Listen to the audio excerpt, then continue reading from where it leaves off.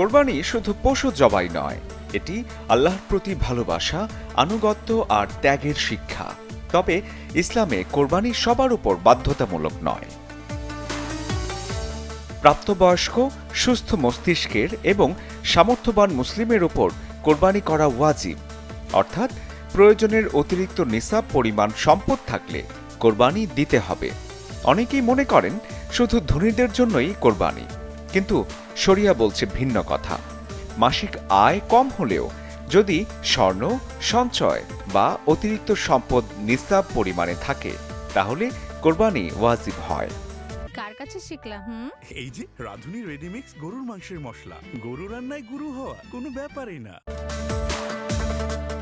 আবার কারো আয় ভালো হলেও যদি ঋণ, সংসারের খরচ বা জরুরি প্রয়োজন মেটানোর পর নিসাব পরিমাণ সম্পদ না থাকে তাহলে তার উপর কোরবানি বাধ্যতামূলক নয়।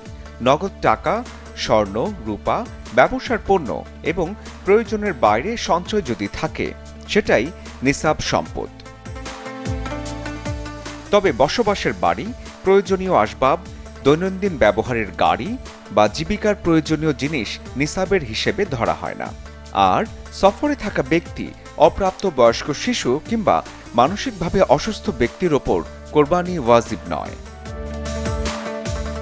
কোরবানি সামর্থ্য অনুযায়ী এক ধরনের ইবাদত। প্রতিযোগিতা না করে আল্লাহর সন্তুষ্টি আর শরিয়া নির্দেশনা বুঝে কোরবানি করার পরামর্শ ইসলামী চিন্তাবিদদের। শরীফুল হক, চ্যানেল 24।